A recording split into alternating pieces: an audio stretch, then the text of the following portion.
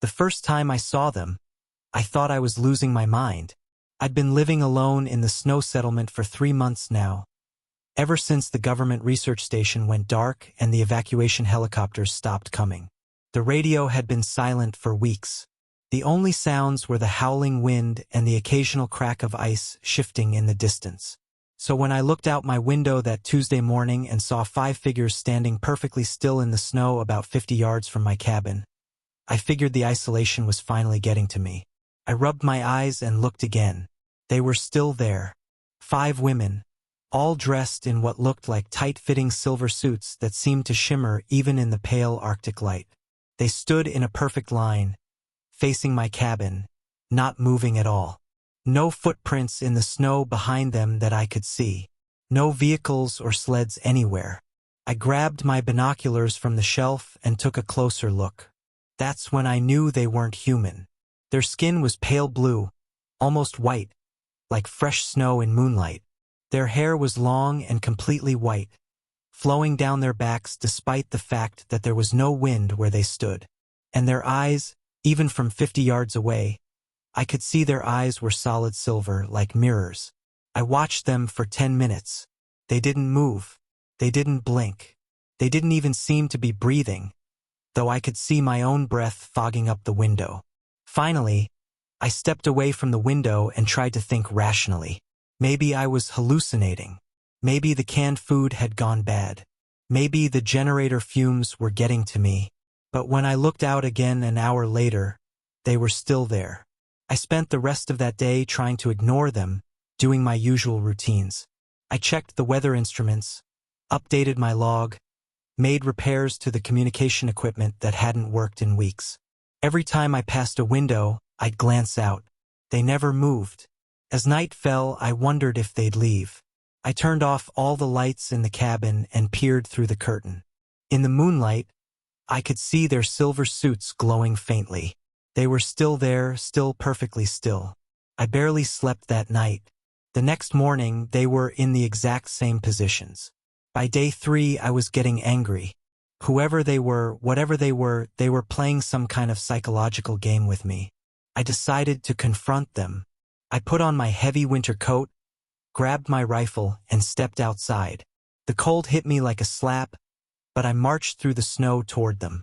As I got closer, I could see more details. They were all beautiful in an otherworldly way, with perfect features that looked almost carved from ice. Their silver suits had no visible seams or zippers, and they were all exactly the same height, which was taller than me by about 6 inches. I stopped about 20 feet away and called out, "Hey, what do you want?" No response. They didn't even look at me, just kept staring straight ahead at my cabin. I tried again, louder this time. "I'm talking to you. What are you doing here?" Nothing. I raised my rifle, not exactly pointing it at them, but making it clear I had it. "I'm armed. You need to leave now or I'm calling for help." That was a lie. My radio hadn't worked in weeks and there was no help coming anyway. But they didn't know that. Still nothing. They didn't even acknowledge I was there. Frustrated and a little spooked, I walked back to the cabin. When I looked out the window, they were still staring at the exact spot where my front door was. On day 4, I tried a different approach. I made a big pot of coffee and some extra breakfast, then carried it outside on a tray.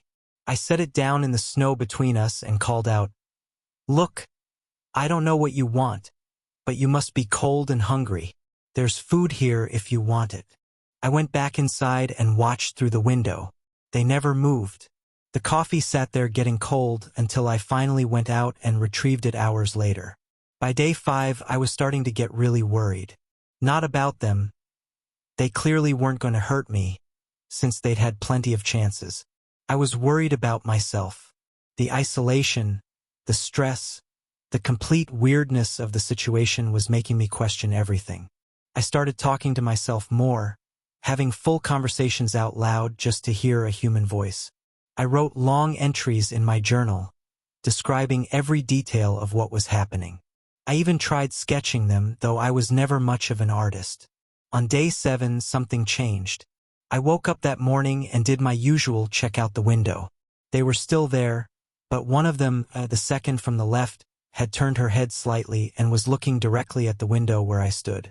When our eyes met, I felt something strange. Not fear exactly, but a kind of electric sensation, like when you touch a doorknob after walking across carpet.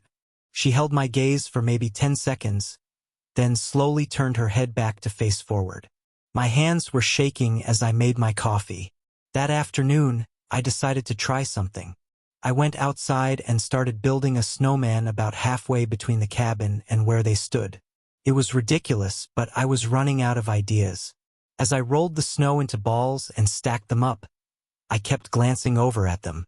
They were all watching me now, their silver eyes tracking my movements. It should have been creepy, but somehow it wasn't. Felt more like curiosity. When I finished the snowman, I stepped back and looked at it proudly. It was pretty good, with stick arms and stones for buttons. I'd even found an old hat to put on its head. Then I heard something I hadn't heard in a week. Laughter. Soft, musical laughter that seemed to come from all 5 of them at once. It was the most beautiful sound I'd ever heard, like wind chimes made of crystal. I turned to look at them, and for the first time they were all looking directly at me. One of them, the one in the center, raised her hand in what looked like a wave. I waved back. That night I made a decision. I dragged my sleeping bag and pillow out to the living room couch where I could see them through the big window. If they were going to stand out there all night, I was going to keep an eye on them. Around midnight, I woke up to see them moving. Not walking or anything dramatic like that. They had just shifted position slightly. Instead of standing in a perfect line, they were now arranged in a loose semicircle, all facing toward my cabin. And they were closer, maybe only 30 yards away now. I sat up, suddenly wide awake. "What are you doing?" I whispered to the window. As if they heard me, the one in the center stepped forward. Just one step, but it was the first time any of them had moved from their spots since they'd arrived. She raised both hands and pressed them against what looked like empty air in front of her. For a moment, nothing happened. Then the air began to shimmer, like heat waves rising from summer pavement. A section of the air became transparent, and I could see through it into what looked like the inside of a spacecraft. There were walls that curved and flowed like they were made of liquid metal, and soft blue lights that pulsed gently. 3 more of the women stepped through this invisible doorway, disappearing from the snow and reappearing inside the ship. The 5th one remained outside, along with the one who had opened the portal? Door? I didn't know what to call it.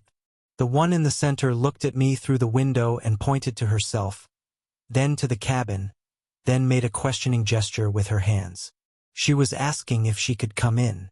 I stared at her for a long moment. Every rational part of my brain was screaming that this was insane, that I shouldn't let an alien being into my cabin. But I'd been alone for so long, and they'd been nothing but peaceful. I nodded. She turned to the remaining woman and said something in a language that sounded like water flowing over stones.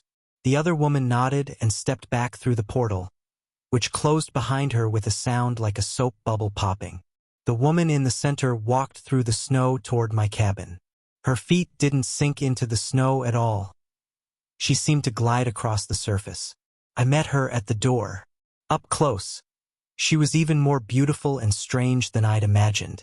Her skin had a faint luminescence to it, and her silver eyes reflected the light from my cabin like mirrors. She was tall, at least 6.5 feet, and seemed to radiate a kind of calm energy. She stopped just outside the door and waited. "Come in," I said, stepping aside. She entered slowly, looking around with obvious curiosity. When she saw the interior of the cabin, my books, my equipment, the pictures I'd taped to the walls, she made a soft sound that might have been surprise or delight. She turned to me and spoke in that flowing language. When I shook my head to indicate I didn't understand, she touched her throat and made an adjustment to something I couldn't see. "Is this better?" she asked, and her voice was clear and perfect, with just a hint of an accent I couldn't place. "You speak English?" "I speak what you speak. Our translation devices are quite advanced." She smiled, and it transformed her face completely. My name is Zara. I am sorry we have been, what is your word, lurking outside your dwelling. Why were you just standing there? For a whole week. We were waiting for permission to approach. Your species has very strong concepts about territory and invasion. We did not wish to cause fear or harm. I laughed, and it came out a little hysterical. So you just stood there in the snow for a week, waiting for me to invite you in? Yes, though we were prepared to wait much longer if necessary. But why? Why are you here at all? Zara moved to the window and looked out at the vast expanse of snow and ice. Your planet is beautiful, but this region is particularly interesting to us. The energy patterns here are unique. We have been studying them from orbit, but we needed ground-based observations. So you're scientists? Among other things, yes. We are explorers, researchers, what you might call anthropologists. We study worlds and the beings that inhabit them. How many of you are there? On the ship? 47. On this mission, the 5 you saw. We work in small teams when we make contact with inhabited worlds.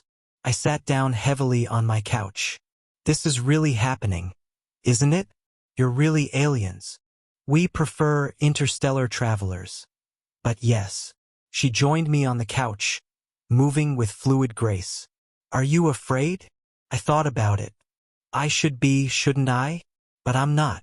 I'm just confused and lonely. I've been alone here for months. We know. We have been observing this region for some time. When your people abandoned this station, we thought you had left as well. We were surprised to find you still here. The government pulled everyone out when the climate research project got defunded. I was supposed to leave too, but I shrugged. I didn't have anywhere else to go. This place became home. Zara studied me with those mirror-bright eyes. You are lonely. It wasn't a question, and something in her voice made my chest tight. Yeah, really lonely. We understand loneliness. Space is vast and empty, and even with our teams, the isolation can be overwhelming. Is that why you came here? You were lonely too. Partly, but also because we were curious about you. Most beings flee when their governments abandon them. You stayed. You adapted. You survived. That takes remarkable strength. We sat in comfortable silence for a few minutes. Then I asked, what happens now? Are you going to take me away for experiments or something? Zara laughed, and it was that same musical sound I'd heard earlier. Nothing so dramatic. We would like to continue our research, with your permission, and we would like to be your neighbors for a while, if you are willing. Neighbors? We could establish a temporary base nearby, share resources, knowledge, perhaps even friendship. It has been a long time since we encountered a being as resilient as yourself. I looked out the window at the endless white landscape that had been my entire world for months. The thought of having company, even alien company, was incredibly appealing. What would you want in return? Information about your world, your species, your experiences here. Nothing invasive or harmful. Think of it as cultural exchange. And if I say no, then we respect your decision and leave. Your planet has laws about contact with alien species. Does it not? We would not want to violate them. Actually, I don't think there are any laws about it. Nobody ever thought it would happen. Zara smiled again. Then perhaps we are making history together. I stood up and walked to the window. In the distance, I could see the faint shimmer of their ship, barely visible against the snow. How long would you stay?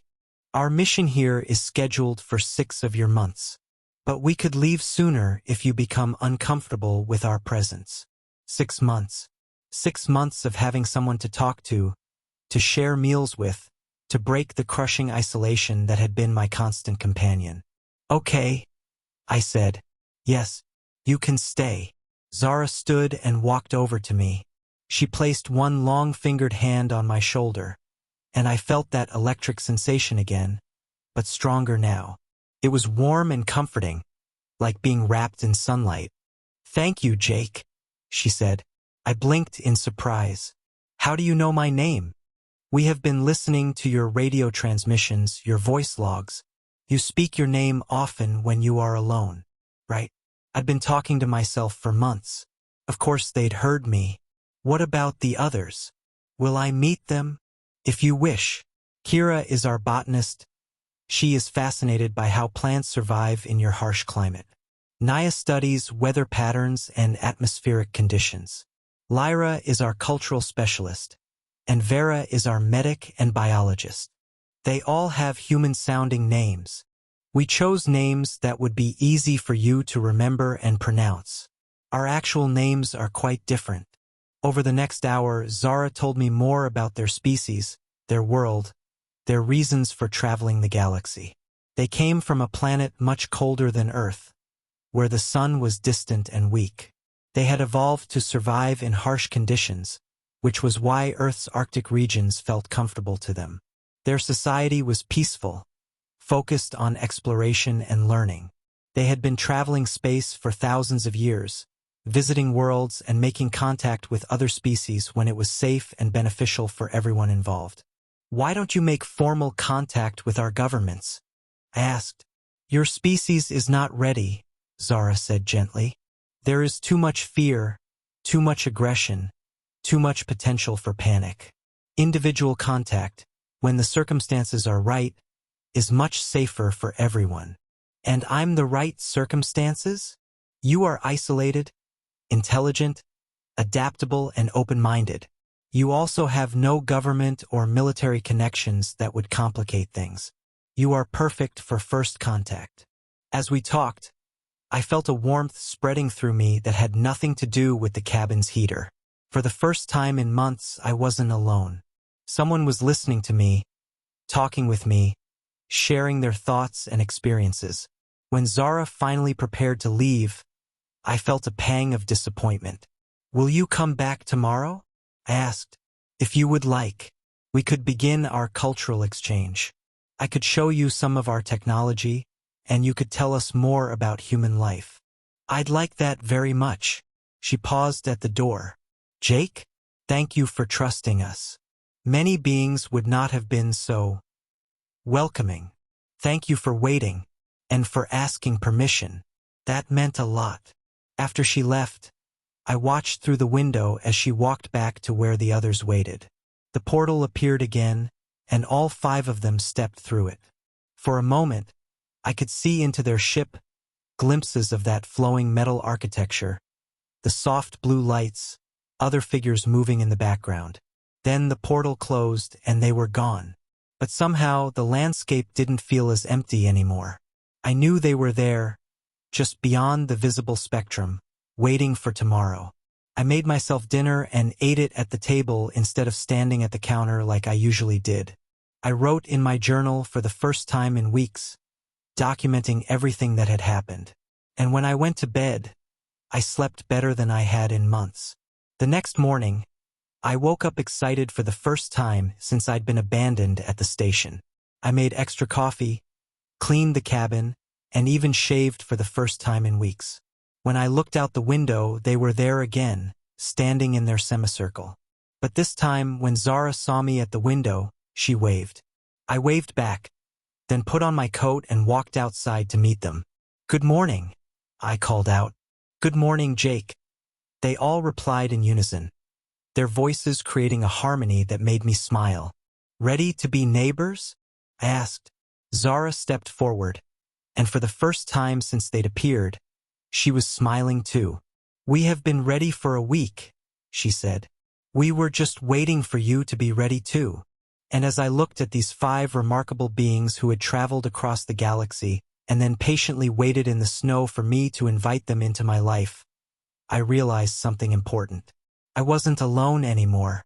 And maybe, for the first time in my life, I truly wasn't going to be alone again.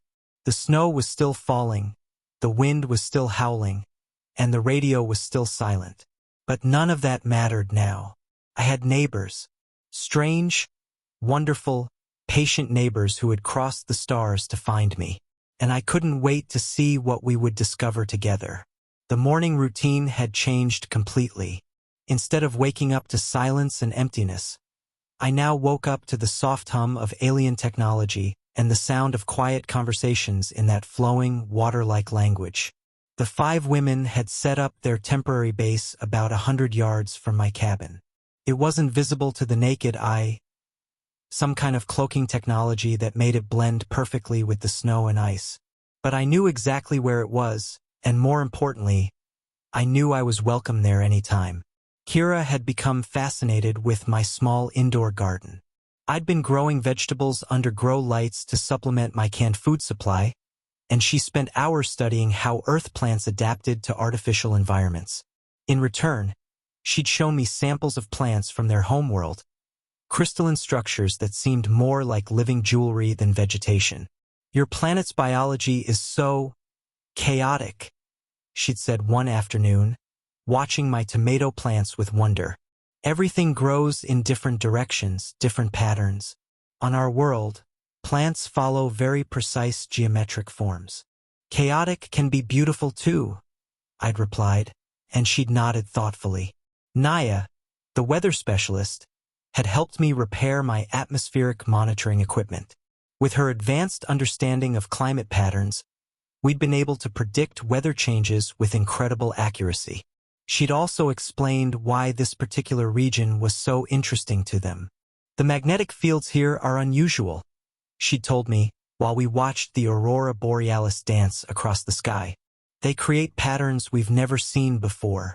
It's like your planet is singing, and this is one of its most beautiful songs." Lyra, the cultural specialist, was the one I talked with most. She was endlessly curious about human behavior, emotions, and social structures. I found myself telling her stories I hadn't thought about in years: my childhood, my family, my dreams and failures. "Humans are remarkable in your individuality," she'd observed. "Most species we encounter have much more uniform thoughts and behaviors. But every human we've studied is completely unique." "You've studied other humans?" "Discreetly, yes. But you are the first we've made direct contact with. Most of your species would not handle our presence as well as you have." Vera, the medic, had given me the most thorough health check of my life. She'd identified several minor issues I didn't even know I had and provided treatments that seemed almost miraculous.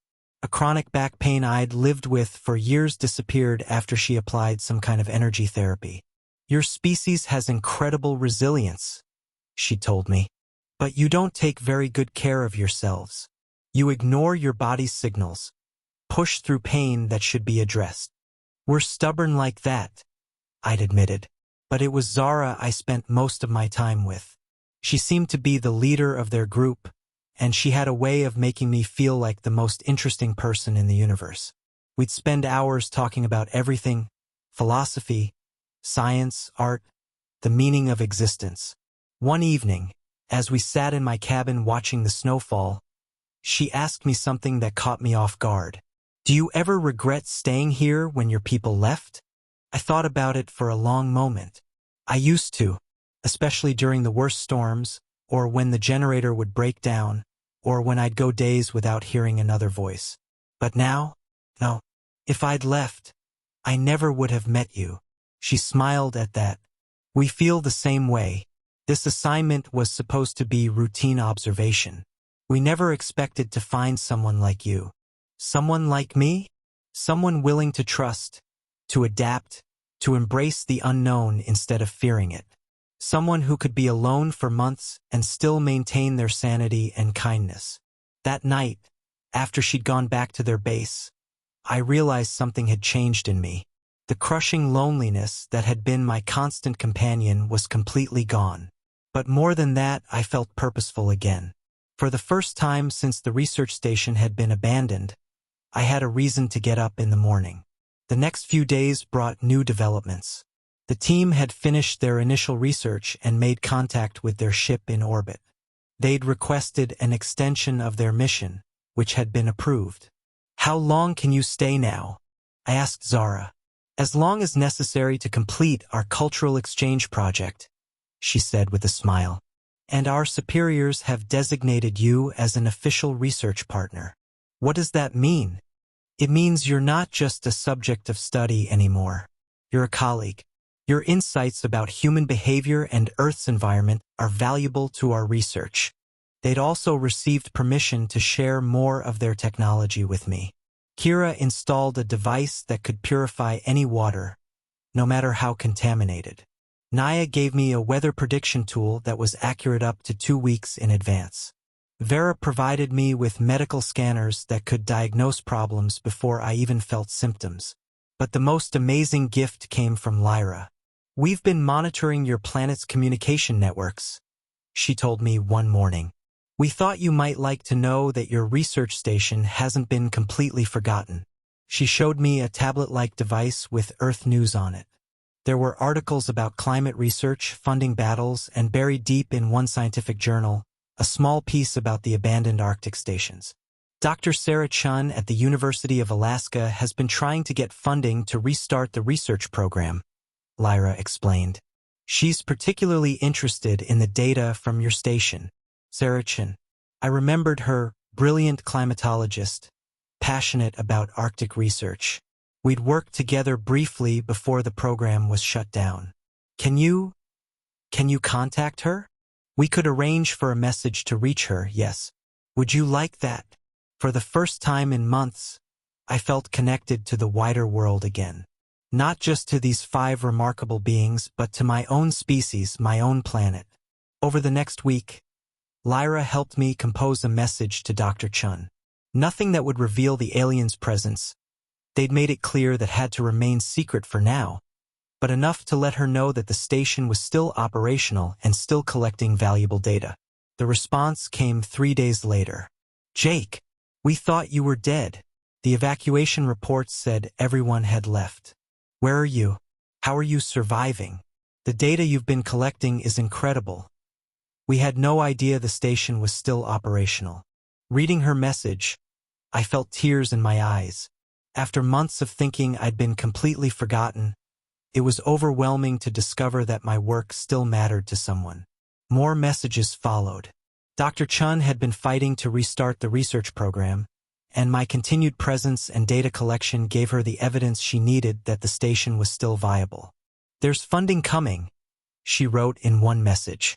Not enough to fully staff the station again, but enough to support you and maybe 1 or 2 assistants. Would you be willing to stay on as the primary researcher? I talked it over with Zara and the others that evening. This is wonderful news, Zara said. You'll have your people back. Your work will be recognized. But what about you? What about our research together? We'll adapt. If more humans come to the station, we'll be more discreet about our presence. But we don't plan to leave anytime soon. Won't it be dangerous for you if there are more people around? Kira laughed. Jake, we've been observing your species for decades without being detected. We're very good at staying hidden when we need to. But I won't be able to spend as much time with you. Zara reached over and took my hand. Her skin was cool but somehow warmed mine. The connections we've made don't disappear just because circumstances change. You'll always be part of our team now. 3 weeks later, Dr. Chun arrived with 2 graduate students and enough supplies to keep the station running for 6 months. Watching the helicopter land was surreal. After so long with only alien visitors, seeing other humans felt almost strange. Sarah Chun was exactly as I remembered her. Energetic, brilliant, and completely focused on the work. She was amazed by the data I'd collected and the condition I'd maintained the equipment in. Jake, this is incredible work. You've single-handedly kept one of the most important Arctic research stations operational. The scientific community owes you a huge debt. I showed her and the students around the station, helped them get settled, and tried to act like nothing had changed. But that night, as I lay in my bunk listening to human voices in the next room, I felt a strange mix of joy and sadness. I was no longer alone in the human sense, but I missed my alien friends terribly. The next morning, I went for my usual walk to check the perimeter instruments. As I passed the area where I knew their base was hidden, I whispered, "Good morning." "Good morning, Jake," came Zara's voice, seemingly from empty air. I smiled and continued my walk. Some things I realized were more important than being visible. That evening, after Dr. Chun and the students had gone to bed, I stepped outside for some fresh air.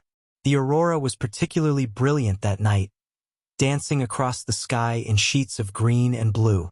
Beautiful, isn't it? I turned to see Zara materializing from what had looked like empty snow. Her cloaking technology was incredible. "How do you do that?" "Light refraction. We bend the light around us so we appear invisible. It's quite useful for discreet observation." We stood together watching the aurora in comfortable silence. "Are you happy that your people have returned?" she asked eventually. "Yes, but I'm also grateful for the time we had alone. If they'd been here from the beginning, I might never have been brave enough to let you approach."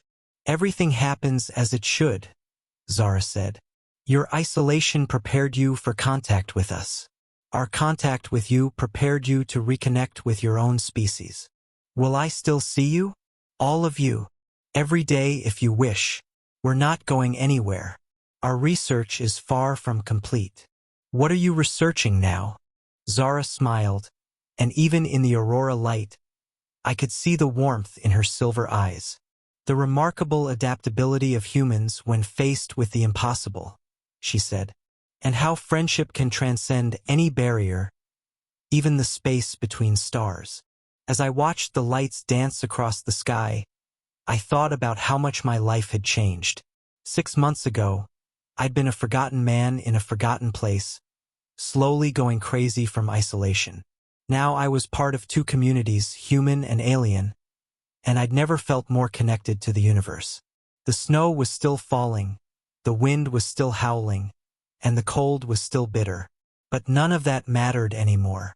I had neighbors, extraordinary neighbors who had taught me that loneliness was just a temporary condition, and that the universe was far more welcoming than I'd ever imagined. And somewhere in the distance, invisible to everyone but me, 5 remarkable beings continued their research into the endless mysteries of existence. I couldn't wait to see what we would discover next. 2 months after the return, the integration of 2 worlds was more complicated than I'd expected. Dr. Chan and her students, Marcus and Elena, had settled into the station routine well. They were brilliant researchers, dedicated to their work and genuinely nice people. But keeping the secret of my alien friends was becoming increasingly difficult. It started with small things. Marcus noticed that my weather predictions were impossibly accurate. Elena wondered how I'd maintained the equipment so perfectly during months alone. Dr. Chun was amazed by some of the data readings that seemed too advanced for our instruments. "Jake, this atmospheric composition analysis is incredible," she said one morning, studying a report that Naya had helped me prepare. "How did you manage this level of detail with our equipment?" "I've had a lot of time to fine-tune the calibrations," I said, which was technically true. But the real challenge came when Elena got sick. It was a bad flu that hit her hard. Dr. Chun was worried enough to consider calling for a medical evacuation, but the weather was too dangerous for helicopters. Elena was running a high fever and had trouble breathing. That night, I made a decision that would change everything. I waited until Dr. Chun and Marcus were asleep, then slipped out of the station. I found Vera at the hidden base, visible this time since the humans were all inside. "I need your help," I told her. "One of the humans is very sick. She could die if we don't do something." Vera didn't hesitate. "Show me." Getting her into the station without waking the others was tricky, but her cloaking technology made it possible. In Elena's room, Vera ran her scanner over the sick woman while I kept watch. "Severe respiratory infection," Vera diagnosed quietly. "Bacterial, not viral. I can treat this, but I'll need to give her an injection. She'll notice something is different. Do it. I'll handle the consequences." Vera administered the treatment through Elena's foreline, a gentle blue light that seemed to flow directly into her bloodstream. Within minutes, Elena's breathing eased and her fever began to break. "She'll recover completely," Vera whispered. "But she'll heal faster than should be possible with human medicine." The next morning, Elena was sitting up and asking for breakfast. Dr. Chun was amazed by the rapid recovery, but she was also suspicious. "This doesn't make sense," she told me privately. "People don't recover from pneumonia overnight. Maybe it wasn't as bad as we thought. Jake, I've been a doctor longer than you've been a researcher. This isn't normal." That afternoon, while Marcus and Elena were outside checking instruments, Dr. Chun confronted me directly.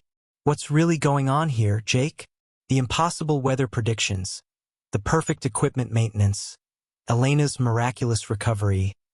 None of this adds up. Are you in contact with someone? Is there another base nearby?" I'd been dreading this moment for weeks, but looking at Sarah's concerned face, I realized I couldn't keep lying to her. These people trusted me, and they deserved to know the truth. "Sit down," I said. "What I'm about to tell you is going to sound insane." I told her everything. The 5 women appearing in the snow, the weeks of waiting, the first contact, the friendship that had developed, the technology they'd shared. Dr. Chun listened without interruption, her expression cycling through disbelief, concern, and finally, scientific curiosity. "You're saying there are 5 alien beings living next to our research station," she said slowly. "Yes. And they've been helping you maintain the equipment and collect data." "Yes. And one of them cured Elena last night." "Yes." Dr. Chun was quiet for a long time. Then she said, "I want to meet them. Sarah, you can't tell anyone about this. They made it clear that their presence has to remain secret." "Of course. But Jake, if what you're saying is true, this is the most significant discovery in human history. I need to see for myself." That evening, I asked Zara if she would meet with Dr. Chun. The decision required discussion among all 5 women and consultation with their ship. "Your Dr. Chun has an impressive reputation," Zara told me the next day. "We've been monitoring her work for years. She's ethical, discreet, and genuinely committed to scientific advancement." "So you'll meet her?" "We'll meet all 3 of them. If we're going to reveal ourselves to more humans, it should be done properly." The meeting took place the following evening in the station's main lab. I'd asked Dr. Chun, Marcus, and Elena to be there at 8 o'clock, but I hadn't told them why. At exactly 8, the air in the center of the room began to shimmer. Marcus jumped back, Elena gasped, and Dr. Chun leaned forward with intense curiosity. The 5 women materialized from nothing, standing in their familiar semicircle formation. In the bright lights of the lab, their otherworldly beauty was even more striking. "Good evening," Zara said in perfect English. "I am Zara. These are my colleagues Kira, Naya, Lyra, and Vera. We are pleased to meet you." The silence stretched for almost a full minute. Finally, Dr. Chun found her voice. You're actually aliens, yes?" Zara said with a gentle smile. "Though we prefer interstellar travelers." Marcus looked like he might faint. Elena was staring with her mouth open. But Dr. Chun, after the initial shock, began asking questions with the intensity of a true scientist. "Where are you from? How long have you been here? What kind of technology do you use? How did you learn our language?" Zara answered each question patiently, explaining their homeworld, their mission, their capabilities. She showed them some basic technology, the translation device, the medical scanner, the weather prediction system. "This is incredible," Dr. Chun breathed. "The implications for science, for humanity's understanding of our place in the universe." "Which is precisely why this must remain secret," Zara said firmly. "Your species is not ready for widespread contact. There would be panic, fear, possibly violence. Individual contact with carefully selected humans is much safer. But the scientific community needs to know the advances we could make with your help. And they will, eventually." but gradually, carefully, when the time is right. Over the next several hours, the two groups shared information. The humans learned about interstellar travel, advanced medicine, environmental science that was centuries ahead of Earth's knowledge. The aliens learned about human society, politics, and the complex challenges facing Earth's climate. Your planet is in a critical period, Naya observed. The climate changes we're observing could become irreversible within decades. That's why our research is so important, Dr. Chun said. But we're fighting for every dollar of funding, every piece of equipment. Perhaps we can help with that, Kira suggested. Discreet assistance, channeled through existing human institutions. By the end of the evening, an unprecedented partnership had been formed. The aliens would continue their research while providing subtle assistance to the human climate scientists. In return, the humans would serve as cultural liaisons, helping the aliens better understand Earth society. This has to stay between us, Dr. Chan said as the meeting concluded. Just the 8 of us for now. Agreed, Zara replied. Though eventually, we hope to expand the circle of contact to other carefully selected humans. After the aliens left, the 4 of us sat in stunned silence for a long time. Did that really just happen? Marcus finally asked. I think we just became part of first contact with an alien species, Elena said slowly. Dr. Chun looked at me with new respect. Jake, you've been carrying this secret for months. How did you handle it? It wasn't a burden, I said. It was a gift. They saved my sanity, my life, probably, and now they're going to help save our planet. The data we could collect with their assistance, the insights into climate science. Dr. Chen's eyes were bright with possibilities. Over the following weeks, our strange partnership began to flourish. The aliens shared atmospheric analysis techniques that advanced our research by decades. Dr. Chen's reports to the university contained breakthroughs that seemed to come from nowhere, dramatically increasing funding for the station. Marcus, once he got over the initial shock, became fascinated with their technology. Elena, whose life had been saved by Vera's intervention, developed a special bond with the medical specialist. But perhaps the most significant development was Dr. Chen's growing friendship with Zara. Both were natural leaders, brilliant scientists, and deeply committed to their respective species' well-being. They spent hours discussing everything from quantum physics to philosophy. You know, Sarah told me one evening, I came here expecting to study climate change. Instead, I'm learning about the universe. That's what happened to me too, I said. Funny how life works out. One night, about a month after the initial meeting, Zara approached me with an unusual request. Our superiors have been impressed with this partnership, she said. They want to expand the contact program. What does that mean? They want to establish permanent research stations on Earth, staffed jointly by humans and our people. Secret facilities where we can work together on your planet's environmental challenges. And they want us to help choose the humans for this program? Exactly. Dr. Chun has already provided us with a list of trustworthy climate scientists. But we need people like you as well, individuals who can adapt to extraordinary circumstances and keep sensitive secrets. I thought about the implications. A secret network of human-alien cooperation, working to save Earth's climate. It sounded like science fiction. But then, so had 5 alien women waiting patiently in the snow. Where would these stations be located? Remote areas like this one. The Arctic, Antarctica, deep ocean research platforms, mountain installations. Places where small teams can work without attracting attention. And you want me to help recruit people? You understand both sides now, human nature and our nature. Your judgment about who can handle contact would be invaluable. That night, I walked out into the snow and looked up at the stars. 6 months ago, I'd been a forgotten man in a forgotten place.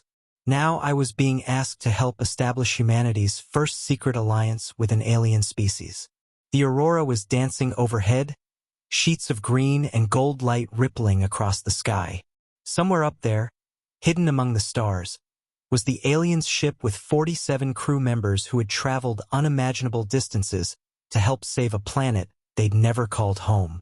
And here on the ground, 8 individuals, for human, for alien, working together on something that would have been impossible to imagine just months before. I thought about Elena, whose life had been saved by alien medicine. About Marcus, who was learning engineering principles that wouldn't be discovered by humans for decades. About Dr. Chun, whose climate research was being revolutionized by alien science. And I thought about myself, about how loneliness had been transformed into purpose, isolation into connection, despair into hope. The wind was cold, but I wasn't. The snow was deep, but I knew exactly where I was going. The stars were distant, but they no longer seemed empty. I had become part of something larger than myself, larger than humanity, larger than Earth itself. A network of beings from different worlds, working together to preserve the beauty and diversity of life in the universe. And this, I realized, was just the beginning. Tomorrow, Dr. Chun and I would begin reviewing her list of potential recruits. Next week, Zara would introduce me to other members of their crew. Next month, we might be establishing our second contact site. The universe, it turned out, was full of neighbors. You just had to be patient enough to wait for them to introduce themselves, and brave enough to invite them in when they did.